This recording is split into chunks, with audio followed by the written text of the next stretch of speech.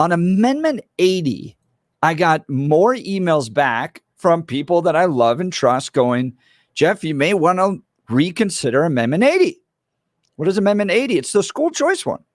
So I'm like, really? What's the concerns about this one? Here's the language, purpose and findings. This would change the Constitution to say this. The people of the state of Colorado hereby find and declare that all children have the right to equal opportunity to access a quality education, that parents have the right to direct the education of their children, and that school choice includes neighborhood, charter, private, and home schools, open enrollment options, and future innovations in education.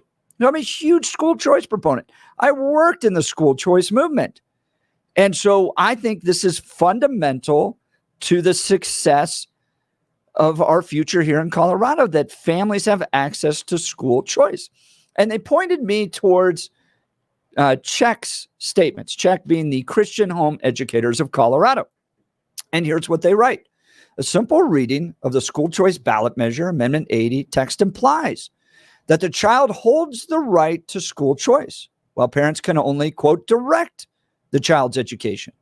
This separation of a child's right to school choice from the parents' right to direct the education of their children could undermine parental rights and increase government interference in the exercise of school choice. The school choice ballot measure creates a child's right to a quality education. At first glance, this sounds like a good thing, but who defines what a quality education is for all schools, including homeschools? The ballot measure opens the door for the government to define what a quality education is. So I've asked CHEC to come on the show, and hopefully they will. I responded back to my friends over at Advanced Colorado saying, hey, I'm getting a lot of emails. I'm getting a lot of people concerned about this. Can we address this? And I think this is really important, especially for those of us that believe passionately in school choice. We got to get this right. Is this going to open the door to a whole lot of problems for school choice in the future? Or are we misreading this and kind of creating problems that don't really exist? Kristi Burton Brown with Advanced Colorado is joining us on the Jeff and Bill Show. Kristi, thanks so much for taking the time to join us and explore this issue. Hey, good morning. Absolutely. Good morning. All right. So I'm going to ask you directly. Does Amendment 80 create concerns that the Christian Home Educators of Colorado raise? No, it doesn't. And for context, for some people, I'm a member of CHEC. I'm a homeschool grad. My husband and I homeschool our kids. You honestly could have someone more invested in the homeschool movement than myself. So, I'm very confident that this is protective of parents' rights, protective of the right to homeschool, and in fact, would place the right to homeschool in the state constitution, which is the greatest protection the ability to homeschool has ever enjoyed in the state of Colorado. And look, let's give people a sense of the motivation of why Advanced Colorado is not just promoting Amendment 80, but drafted it, wants to get it into the Constitution. Give folks background into y'all's motivation. Sure. I think, there's a couple motivations. One of those being that school choice is actually under attack in Colorado. And I think a lot of people aren't aware this is going on.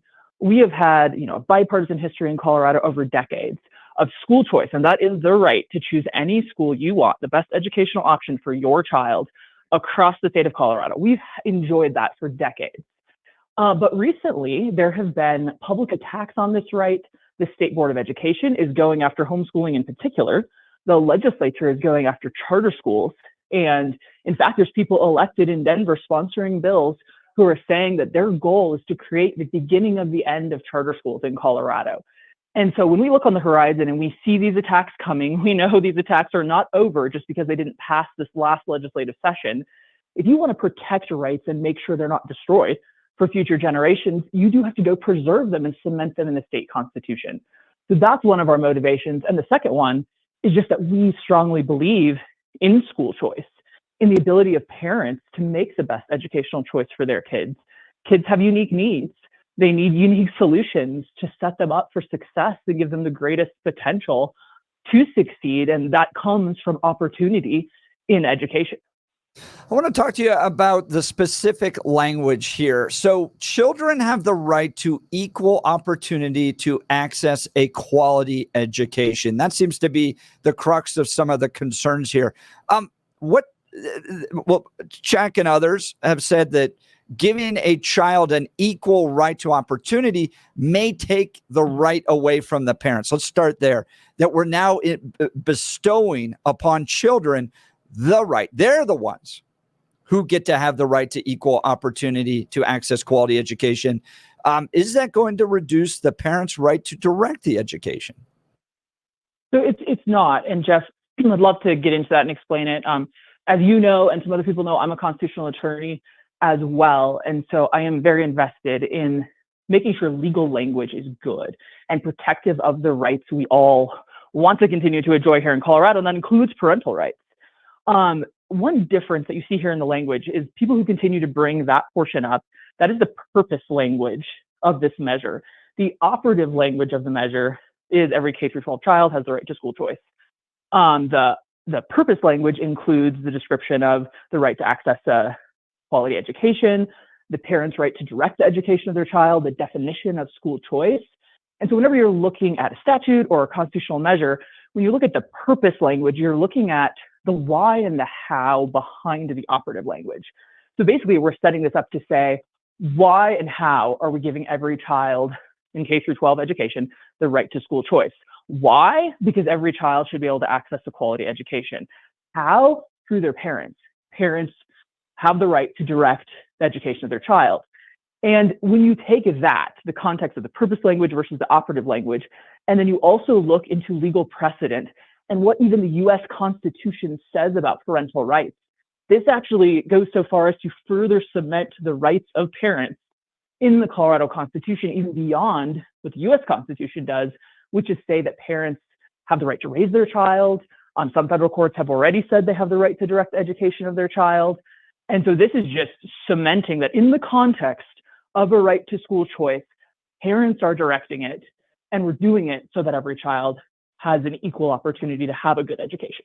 Now, Kristi Burton Brown, Executive Vice President of Advanced Colorado. What I'm hearing from you, for everybody that was a speech geek or had to do this in high school and did like mock Congress or student Congress, that purpose, they're the whereas clauses. They're basically defining what the status quo is or the reason for this to go forward. And then the language that says, be it enacted such and such and such. That's that's actually the motivation, not the motivation. That's the action language. That's the language that the legislature is going to take action on. So talk to us again about, and I want to dive into this because this is what the group had also said, is the idea of defining quality education. That was one of the things that we got pushback on was, oh my gosh, now we're going to allow the liberals to define what is quality education. What I would like you to outline is how quality education appears in the preface, in the purpose language, and then how is that education specifically defined inside of the actual amendment? Sure. So I do think the people bringing that up are confusing that that's purpose language. It's saying, why do we want the right to school choice to exist in our Constitution for all families in Colorado? So that every child can access a quality education. That is not purpose language. So that does actually not give the legislature any more rights than they already have to define a quality education. And that's another piece that I think too many people are forgetting when they look at this amendment. The current legislature in Colorado does not need any permission from us or anyone else to go out there right now and define quality education and take away our rights and eat away at parental rights over education in their child's life. It's a misconception to think, oh, by passing this, we're opening the door and inviting the legislature to come in and regulate. I'm sorry, if that's what people think, they're highly misguided. The legislature tomorrow, or really the next time they meet in session, could go take away your rights, define quality education, take away your right to homeschool, say that private schools can't exist in Colorado. They could do that tomorrow if they wanted to do it, and there's nothing stopping them. What Amendment 80 would do is actually stop them from doing those things, because it would put our right to direct the education of our children, to choose homeschool, private school, charter school, neighborhood public school in the Constitution, so the legislature has to stop interfering with it. Now, we got to put a pin on that because that is the conversation that our listeners should be having with their friends, their families, and neighbors when they discuss Amendment 80. Because the question is going to come up and go, oh my gosh, the amendment is defining what is a quality education, and that's going to allow the legislature to make these choices. What Kristi Burton Brown just told you is it's 180 degrees different. The legislature currently has the ability to define what is a quality education. If they define that as something that is, if quality education doesn't include something that is Bible focused, if quality education has to include LGBTQ and certain ways of addressing sex education, if that's how the legislature defines quality education, they can do that today. Amendment 80 changes those rules. If you're worried about the liberals under the Golden Dome here in the state making changes to make sure your kids don't have the educational options that you want them to have, you need to vote for Amendment 80 because that is the protective measure that's going to prevent this from happening. That's an important conversation to have with your friends and family. Kristi, thank you for outlining that. You're welcome. And thank you for explaining it so well. And Billy, I think another point here is people should remember that purpose language that says parents get to direct the education of their children, that they have that right, that being used in the purpose language is a reminder to the government here in Colorado, like, note, you don't get to direct the education of children, parents do. Who's the final say-so over what kind of school choice is made? It's the parent, not the government. And that doesn't mean that parents are going to get to come in and say, I don't like this curriculum, I don't like this book. It doesn't give them the right to do that any more than they already have right now. But what it does do is say government can't start crossing off options, to your point, and saying, we don't like this method of education. We think we know better than you, parents. They won't get to do that anymore if this amendment passes. So we're talking about the difference between purpose and findings and then the actual amendment, which says each K through 12 child has the right to school choice. Now, Kristi Burton Brown, some of the concern and pushback has come from parental rights organizations who I respect and generally agree with. And they don't like the idea that the right exists with the child. It should, the right itself, exist with the parent. I have some concerns about that because children do have rights. It's what, you know, I understand that in our current climate, leftist progressives have been weakening parental rights. But to be concerned that a right would exist with a child at all seems to be a reach for me. Can we talk a little bit about that? Yeah, let's do that. I have a few thoughts on that. Go ahead. Okay. All right. Perfect. I'm sure you do too, and you have great ones. Here's how I explain it to a lot of people who are like, oh my goodness, you're giving rights to kids. Why not to parents? First of all, you have to understand the judicial precedent surrounding how children exercise their rights. It is especially strong in the state of Colorado, and it's also strong on a federal basis.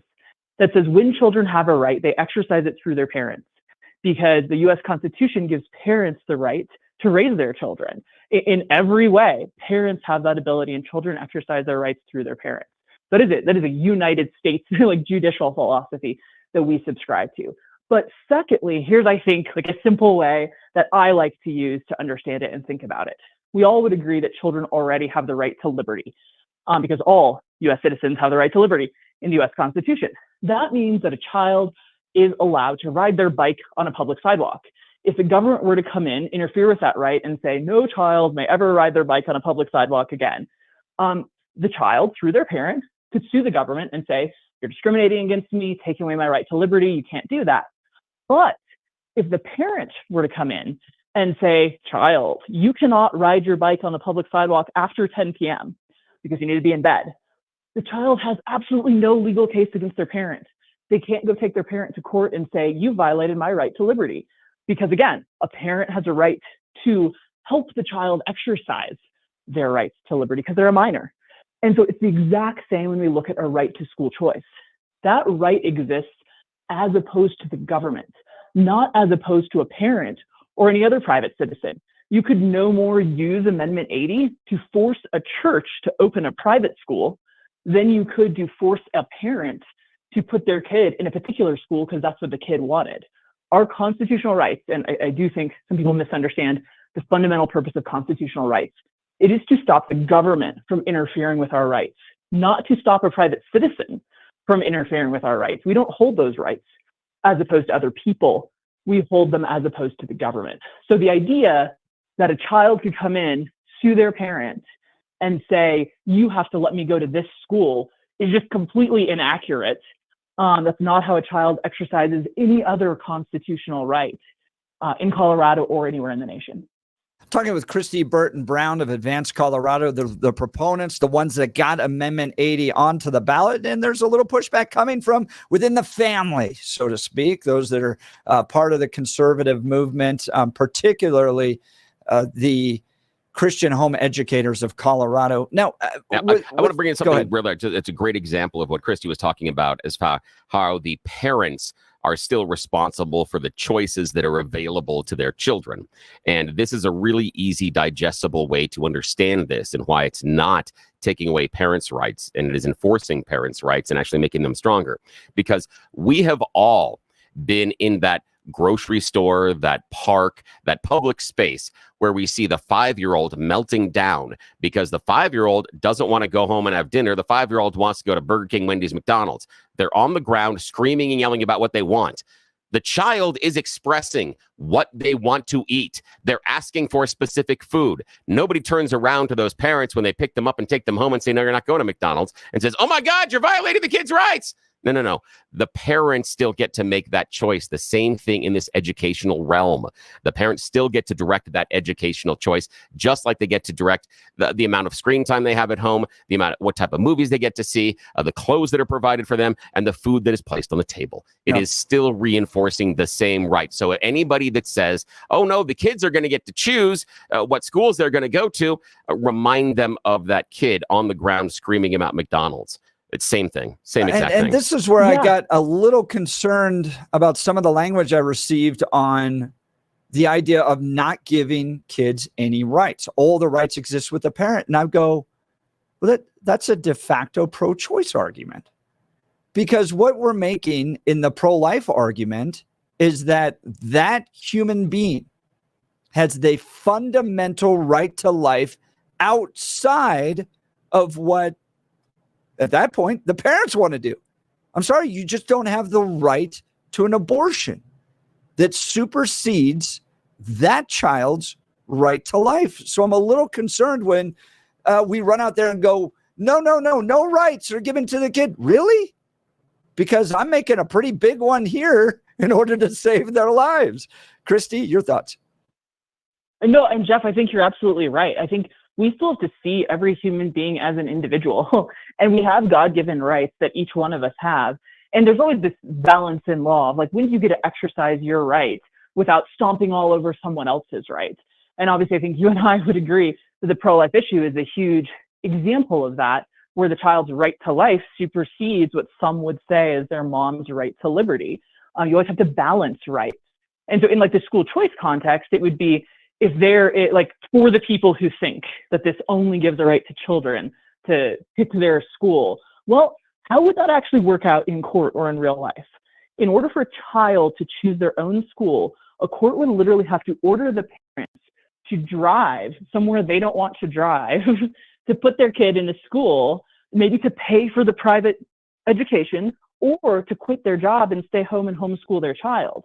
No court in the entire nation would ever say, oh, I get to take away this parent's right to liberty and all these other things that a parent gets to choose in order to help a child make a sole choice by themselves on what school they'd like to attend. Like, if you really think it through, it's somewhat laughable to suggest that that could ever happen. Because again, a court balances rights, and they're going to stick with judicial precedent that says any right that a child has is exercised through the parents. Now, Kristi, there are concerns, and I think rightfully so, raised by Christian families that the government is stepping in some cases, forcing transgender treatments upon some kids, like in California, even when the parent doesn't want that to happen. So are there concerns unfounded with regards to the idea that the government could step in here and start to force kids into education that the parents don't want. Yeah, so let's talk about the difference in those two things, because you raise a really important issue that I'm also concerned about, Jeff. I think one of the key differences is how Amendment 80 was written. There's a reason we put a purpose statement here in Amendment 80 and didn't just say flat out, every K-12 child has the right to school choice. There's a reason we preceded that by reminding everyone of what judicial precedent already is, that every parent has the right to direct education of their child. That directly says in this law, hey, judges, legislature, when you are interpreting or implementing any piece of this law, you have to do it with the purpose that every parent gets to direct the education of their child.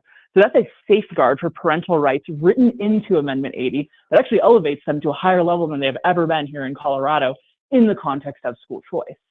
And how that differs from the laws that you're talking about that other people are rightfully objecting to, those are statutes being passed by legislatures in Colorado, in California, and there's lawsuits over them already. And I think those lawsuits should continue. I think there's a high chance that some of those laws are going to end up struck down in federal court when they say these kind of laws do violate a parent's right to raise their child. And the government really isn't allowed to come in and interfere with that. But unfortunately, sometimes when bad laws are passed by legislatures, it does take years of going through the court system to set that right again. Talking with Kristi Burton Brown of Advanced Colorado. Now, Kristi, last final question. My friends over at Christian Home Educators of Colorado, your friends, you're a member. We're going to invite them to be on the show as well. They haven't just said we're going to stay out of this or we disagree with it. They have put together an entire voting guide, including social media posts saying everything from affirm parental rights, vote no on Amendment 80. Do we want the state to control the quality of education?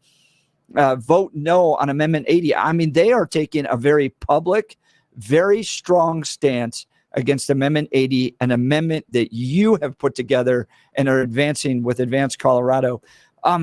What's your message to the Christian Home Educators of Colorado? You know, obviously I respect and admire a lot about their work, or I wouldn't be a member. My mom has spoken at their conferences before. My family is very, very invested in homeschooling here in Colorado. I think on this issue, they're unfortunately just very misguided. They have some fundamental misunderstandings of what a constitutional right is and how it's exercised. They have a fundamental misunderstanding of the difference in purpose language and operative language. And I think, you know, they really should question why they are currently on the side of the Colorado Democrat Party, which is opposing this amendment, and the teachers union, which has already committed millions of dollars to oppose this amendment. When you are a homeschool organization saying that you stand for parental rights and that you believe in expanding the right to homeschool, but you end up on the side of the teachers union, that is deeply concerning.